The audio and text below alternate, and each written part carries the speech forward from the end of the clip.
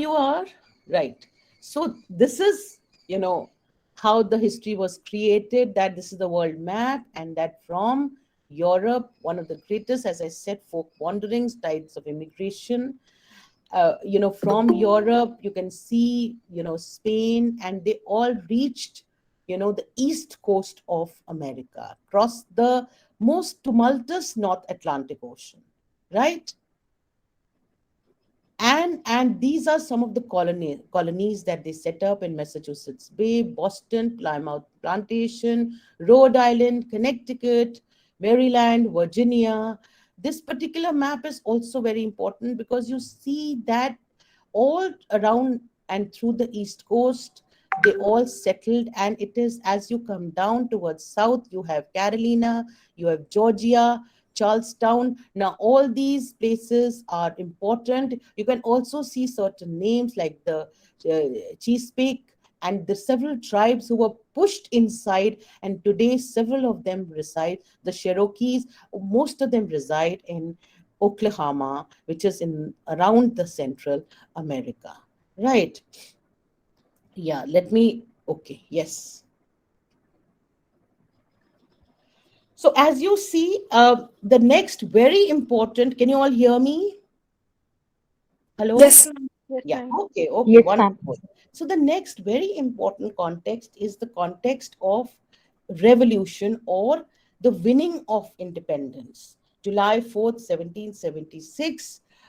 Declaration of Independence is a very important document, and a document which is kind of used and is kind of invoked again and again and again when it comes to American literature, American culture, and American history.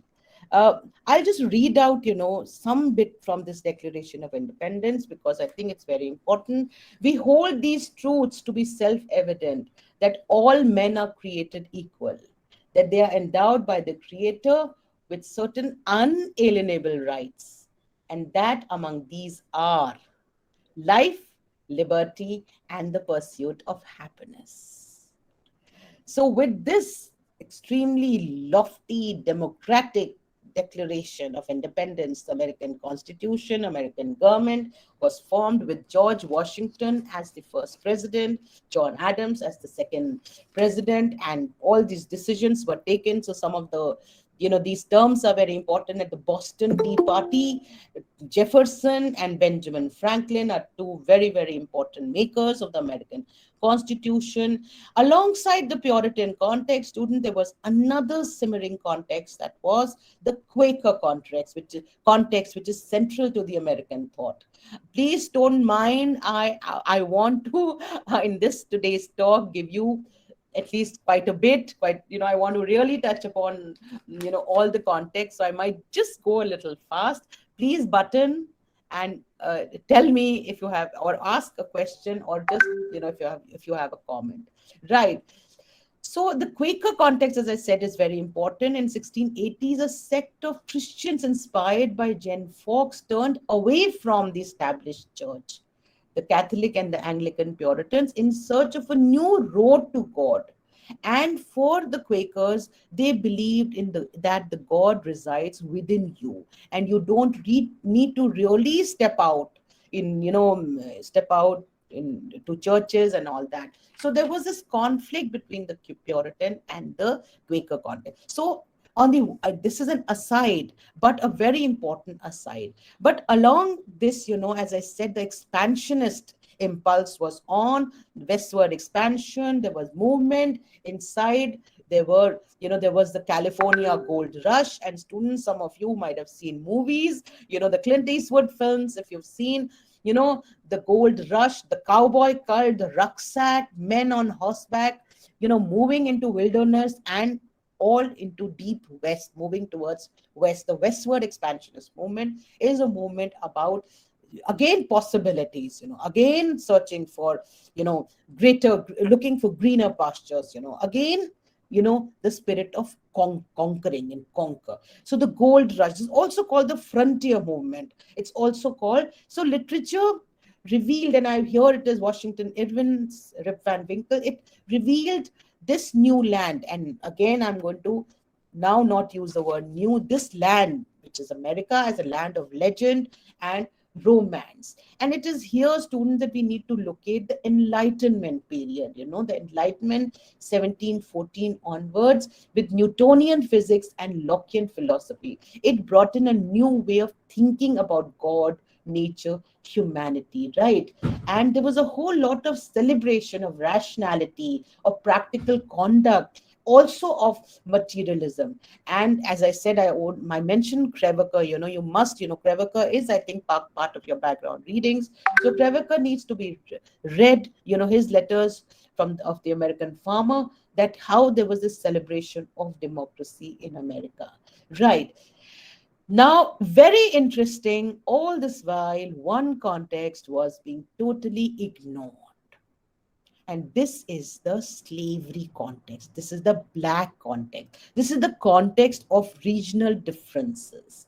This was a context of differences between the North and the South. And students, I am here in the 18th century, right? In fact, we are into almost the 18th and the 19th century period. Now, the American Enlightenment clash, the ideals of American Enlightenment clash with the institution of slavery, which was rampant in the South. So as I said, the map in front of you is very, very important, and I think I must move and bring in the next map. Now, students and friends, if you see, the portion in the green is, the south of North America, and the portion in light green, which is Tennessee, Arkansas, North Carolina, Virginia, also in portion in this creamish yellow, Missouri, Kentucky, Texas. So all this region was where slavery had hardened into the economy of these 13 states. And these 13 states, decided to succeed. Succeed is break away from the North. Harriet Beecher Stowe's Uncle Tom's Cabin, talks about what was actually happening in the South. And there are several, of course, writers and critics and poets like Whittier, Lowell, Bryan, of course, Emerson, Longfellow, all of them, they were aware of this, though Emerson, we all know, is again, another term, another context, which is very important, is transcendentalism, right? Return to nature, but, several of them also, and Crevecoeur also in his letters from the American farmer, towards the end of his letters, does talk about this very uncomfortable treatment towards the slaves, the blacks. So Emerson, Longfellow, all of them kind of expressed their discomfort, with slavery. Right. Now, this is the time that Abraham Lincoln in 1861 took over as the president of America. And in his famous House Divided speech, he says, "A house divided against itself cannot stand." And you must look up this House Divided speech. On it is available everywhere on the net. I think it would help because it also defines a lot of what happened in America for at least 100 years. Right. It was simmering, it was there from the 16th century, but from 1800s to 1900s, I think this speech is extremely important and relevant. A house divided itself cannot stand. I believe this government cannot endure permanently half slave, half free. So, on February 8, 1861, the lower states, and I've just mentioned the lower states, they formed a confederacy and declared themselves, they succeeded, and they actually wanted to declare themselves free and form a kind of a new country. So America was at the brink of a civil war, and this is very, very important, you see. The civil war contour, the civil war context is extremely important. Now that we are talking of the slave context, I think it is very important for me to just give you a bit of an idea of how it all started, right? So it was around the 1500s the that African slave trade began, bringing slaves to the Spanish Empire and the large Portuguese possession Brazil. Now, in 1619, for the first time, the first slave in Virginia, America, appeared. Now, Virginians were in dire straits. They needed labor. You know that, I mean, this was a fertile, rich land where there were cotton plantations, there were rice plantations, and then there were corn plantations, and so on and so forth. They needed labor to grow cotton for subsistence, also grow tobacco for marketing. They couldn't force the natives, right? Because the natives were in some ways, pretty strong, and they, because they knew the land, they would hide in forests and not, kind of show themselves for days and months. And so they needed, you know some human hands and some human force to support them in these ventures. Right. Now, so the colonists imported males and female slaves in large numbers. So this is how, in places like Baltimore, and Baltimore, which is, I don't know if one can see Baltimore here, it is near Washington, and I've been to Baltimore, right? And Baltimore, my God, you have to go to Baltimore to see, the port and some of the places. They still have those iron, poles and those big, big chains where slaves were brought, and then they were tied and they were chained and they were hung, they were stripped naked and hung there. And then there was this kind of a heart, and there were markets, slave markets, where slaves were bought and sold. So here we are talking about, this very, very, as I said, tough context that America faced. The Civil War ensued, and most of you are familiar. You need to read the text Gone with the Wind, to understand what happened during the Civil War. You need to, of course, some of you might have just read and finished reading Toni Morrison's Beloved, though written in very much in the 20th century, late 20th century, but it is about, it is set in 1873, and it is about actually the trauma and the pain and the memory of the suffering of the blacks during slavery and during the Civil War, right? So this context, as I said, is very, very important. The end of the Civil War, of course, meant abolition of slavery, and it meant kind of freedom for the blacks. Now, uh, I think alongside this, what is very important for me is to also talk about another kind of thread, another kind of, literature and context, which was flourishing, and this has been brought to you. And if you've read Whitman, and I think Whitman, the quintessential American poet, it is the American Romanticism, the American, Renaissance and the Romantic context, which is important.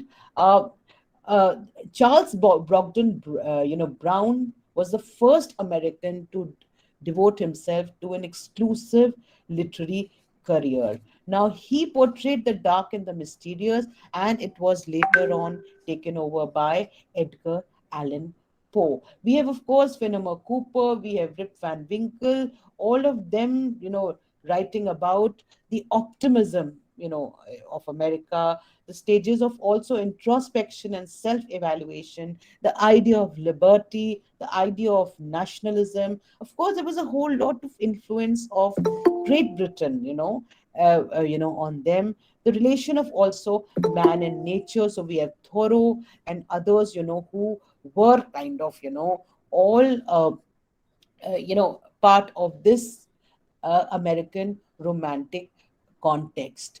On the fiction side, you had, Melville, Fenimore Cooper, Hawthorne, Hemingway, Dreiser, Sister Dreiser, Sister Carrie, Scott Fitzgerald's The Great Gatsby, several of them, writing about, as I said, this very, very optimistic, romantic concept.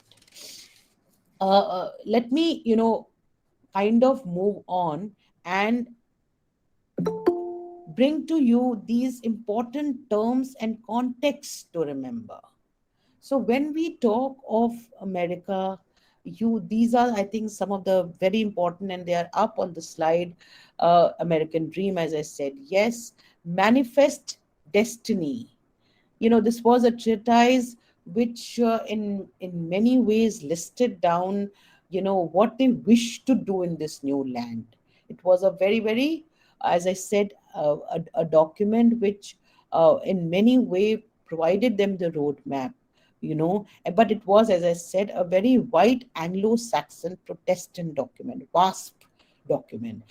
So American Dream, City Upon a Hill concept, American exceptionalism, that this was an exceptional, they were exceptional people, exceptional land. Today we have Donald Pease, we have Dorothy Matson, and so many others who are questioning this American exceptionalism. And of course, I'm going to come to that a little later, that post 9/11, what has happened to American exceptionalism? What are the reconfigurations? What are the revisitations to these concepts of the American dream and American exceptionalism? Declaration of Independence, yes. Enlightenment, transcendentalism, concepts like early settlers, Puritanism, Quakers, antebellum South, I've not spoken about. So, antebellum South, the time between the American Revolution to the Civil War, and postbellum South, that is after the Civil War. Now, after the Civil War, though there was this you know, slavery was abolished and the blacks were supposedly free, but there were no policies from the government side. There were no concrete plans, state plans for the settlement of the blacks. So the postbellum South, that is after the Civil War, saw this mass exodus of the blacks to the north, from the American South to the north, because north appeared to be far more liberated, more industrialized. They seemed to have, greater jobs in the north, and I'm talking about Chicago and New York and all this region, up north. Reconstruction in the American South, very important. The American South, of course, you have Toni Morrison's Beloved, all set in the American South. You have Langston Hughes writing about the American South. You have Alice Walker, you have Faulkner. In fact, another very important text is The Appeal by David Walker. I think Du Bois is a very important theorist, that you need to kind of read to understand the slavery context and the American South context. Then realism, of course, transit. All of this is the result of the Newtonian physics and the John Lockean, philosophy of rationalism and reason and logic, and the rise of course, you have Dreiser and so many others, who were writing these kinds of texts. Transcendentalism, Enlightenment, Romanticism.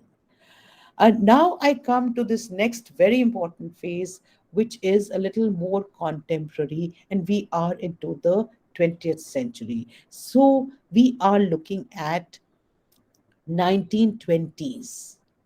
We're looking at the Great Depression. We are looking at the 1929 Great Economic Depression. We are also looking at a kind of a revival of the Afro-American writing tradition, Afro-American revisitation, and kind of a cultural retrieval of the Afro-American, tradition. The blacks went through a kind of a evolution from negritude and from just being the Negro or the nigger, then blacks. They today they prefer to be called Afro Americans. Harlem Renaissance is a kind of a flowering of black arts, black arts, black literature, black culture. You have several Claude McKay and several others like Langston Hughes and who are part of the Harlem Renaissance. Alongside is also the Black is Beautiful movement and the Black Power movement. Uh, the 1920s and to 1940s is also called the Jazz Age, the Roaring Twenties, the Beat Generation, the Lost Generation. I'm going to just come to this a little later. Then I think this term is also very important, counterculture. So, what are we looking at in the 1960s, when it comes to America and the new mutants? Uh, if you read Allen Ginsberg's The Supermarket in California, you will just understand, who were these new mutants who rejected, what did they reject, what kind of tradition, what did they reject and what did they embrace, the dope culture, a kind of a relooking at a new kind of a sexuality. So we are also looking at a new psychic culture. So Freud plays a very important role here, but a new culture, and also a psychoanalytical culture where, with a whole lot of thrust on sexuality. So the 1950s period in particular is a period of psychoanalysis and sexuality. That there's a revisitation to the native context, and finally we have a kind of a reconfigured transatlantic and local America. Right. Multiculturalism is also an important context that we need to kind of just understand. Yeah. So, if we look at 1900 to 1940, it is the new Negro movement. And as I mentioned, it is also alongside the Jazz Age in the Harlem Renaissance, a period of very fine new experimental drama. This is the period of, uh, you know, Tennessee Williams. It is a period of production notes. It's the period where it's a new kind of drama where there was a whole lot of thrust on techniques, whole lot of thrust on realism, a thrust on contemporary issues, and realism was seen. Right. You have, of course, the three master stalwarts of experimental drama: O'Neill, Tennessee Williams, and Arthur Miller. Right. So this is a very important, as I said, period, and important. And today we look at it from the post-colonial perspective. We look at this period as extremely important. Uh, when we talk of the early 1900s, who can ignore America's role in World War One and World War Two? And World War One and World War Two both actually resulted in a huge sense of disillusionment and loss of faith in self-reliance. Self-reliance was, of course, a context that Emerson and Thoreau, both of them, furthered in a big, big way. They practiced in a big way. They preached in a big way, right? So there was this loss of faith in self-reliant individual will and triumph. There was also an emphasis on bold experimentation in style and form over the traditional. And there was this interest in the inner workings of the human mind. So you have the stream of consciousness. Of course, you have in England, you have Virginia Woolf practicing this, but here, even in a play like, say, the Glass Menagerie, you have the narrator Tom, and then you have, Tom as the narrator and Tom also the character, and we are into the consciousness of not just Tom but also the other characters, right? So a whole lot of thrust on inner workings, right? Just have a look at some of these famous authors, and this was, the 20th century perception is that this was extremely, extremely important. From 1950s to present, we have an America, a context, an American context, which is, and you might have just heard and read about this, America as the big brother. You know, you all know what after the Second World War, the Cold War ensued, and Cold War gave rise to two power blocks. One was America, and the other was USSR, and two major, you know, political contexts. One was capitalism practiced in America, and the other was, communism, as I said, which was linked with the USSR. And the 1960s actually also saw, and this is not listed here on this slide, but I just wish to mention a very important context, and the context of McCarthyism, the context of anti-communist, kind of trend, right?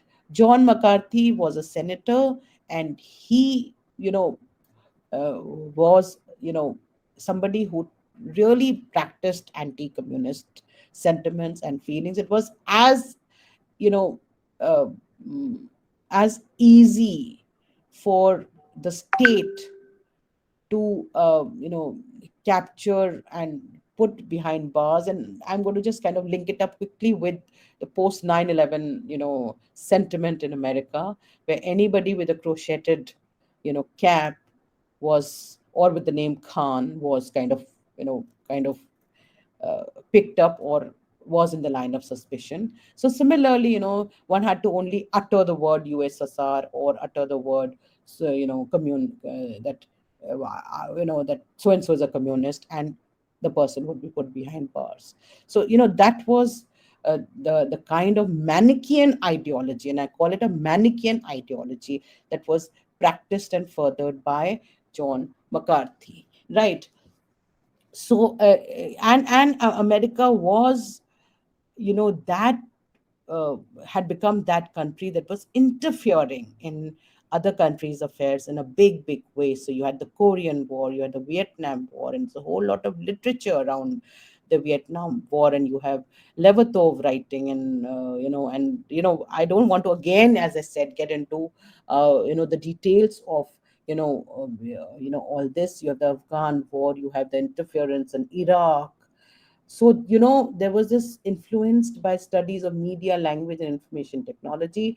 uh, and you have writers like Alice Walker, Wallace Stevens, E. Cummings, Maya Angelou, Anne Sexton, James Baldwin, Amitan, and several others who were questioning this. You have Adrian Rich, who reacted, and she returned. She was made the poet laureate, but she returned her, kind of honor in protest to American policies of.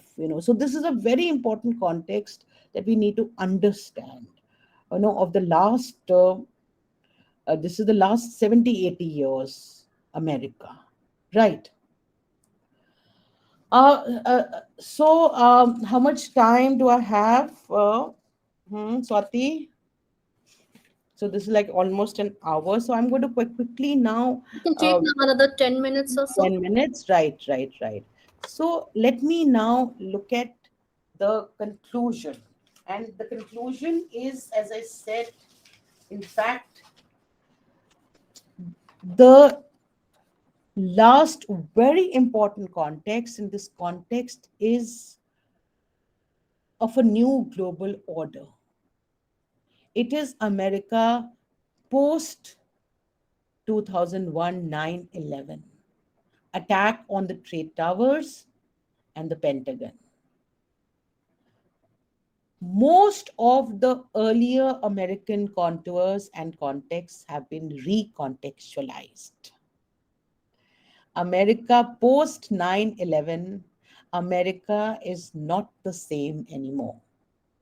The myth of American exceptionalism with WASP, when I say WASP, it is the white Anglo Saxon Protestant community and supremacy, has been in many ways busted. The American dream and the understanding of the American dream, the dream of immense possibilities, I think it needs to be kind of re-understood and rewritten. Re is a prefix that is today added to American studies, reconfiguring, evaluating, rewriting, right? There's also a kind of I think, revisitation and revisiting of the entire concept of multiculturalism. America being a salad bowl, and America being this and that, and a land of every people, with people coming from all places, and kind of becoming American. So there's no longer the whole notion of identity is being, kind of, questioned. You have critics like Leslie Fiedler, the Jewish intellectual, who has rewritten, the American literary history. He has questioned, the way in which, Huckleberry Finn, Mark Twain's Huckleberry Finn, or Herman Melville's Moby Dick, or Leather Stocking Tales, how, what kind of a narrative they were building. They were building a story of a kind of an assimilation with the native population, with the black population. In most of these works, in Adventures of Huckleberry Finn and Leather Stocking Tales and Melville's Moby Dick, there is this, this black character. In you have in Huckleberry Finn, you have Nigger Jim. There you have Quick Egg, you have Chingachgook. And so there is this entire story of some kind of a need for assimilation, which is only being read today, right? The entire Chicano, Mexican, Spanish context, of today, it needs to be foregrounded. It needs to be studied. America, I think, has the fifth largest Spanish speaking people. So, that is another, the Chicano and the Mexican, that is another context which requires probably a full length study, right? But that context also needs to be understood. The 20th century rhetoric of American exceptionalism, as I said, has to be redefined. And one can look up Donald Pease for this, and Dorothy Matson. Both of them have revisited. They talk of a new American exceptionalism now.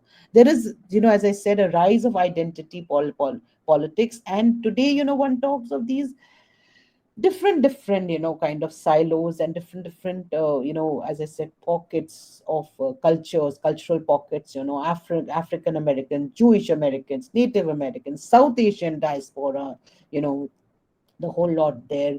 Gay and lesbian, studies and movements, they need to be. And of course, a whole lot of other, population, that is, the Chinese Americans, and so on and so forth.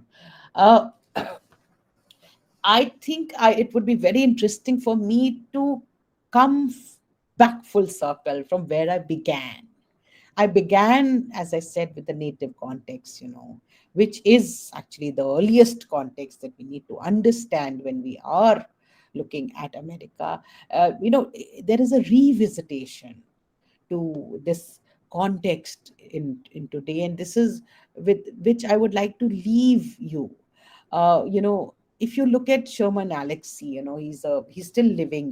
He's a Native American poet of the Spokane Indian Reservation at Wellpinit, Washington. Now his poetry is the most direct admission of what happens when his right to exist and his nation is decimated by a population of white settlers. There is a certain kind of irreverence. The word irreverence is very important. Greets us the moment we read Sherman Alexie, his tryst with his environment, the reservation that he grew up in America. His language is extremely hasty and sharp and uncouth.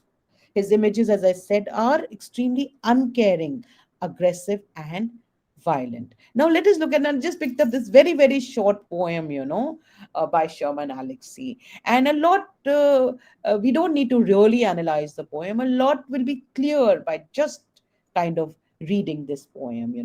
Christopher Columbus, where have you been? Christopher Columbus, you are the most successful real estate agent who ever lived. Sold acres and acres of myth, a house built on stills.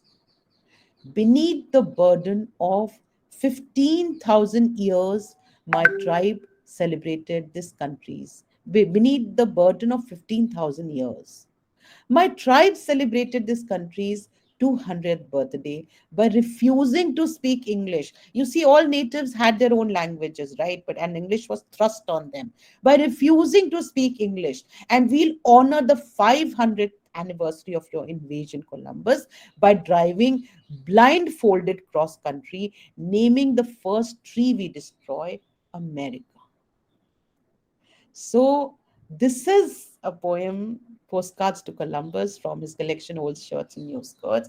But if you look at the sentiment, it's a sentiment of pain, it's a sentiment of trauma, it's a sentiment of anger. It is absolute angst against against the colonizers, against the people who usurped their land. I wish, friends, that I had time to read out so much for all of you, including Chief Seathel's, Simple Philosophy, and a whole lot of, other writings. I will still, because I think it is going to help several of you, because it is a new addition to this wonderful paper. This is the poet Joy Harjo, who's still living, who is very much, who is a poet, who's a writer, who's an academic, a musician. She's a Native American activist from the Muskogee Creek nation, and her poems feature, her own Native Indian symbolism, imagery, history, and ideas are set within a universal context. And her poetry, it's so beautiful. And she has her own band. She sings, so it's a total breakdown of very, very, as I said, solid structures. There's a fluidity now in genres. She who is made the poet who is today the poet laureate of America, and she's a prolific writer. She's published so many anthologies. She's brought out so many, kind of albums. Joy Harjo is today a force to reckon with. She is such a prolific, as I said, artist. Um, if you allow, and if all of you are interested, would you like to hear Joy Harjo? Kind of, and this is, her, when she was awarded, this when she was made, rather, the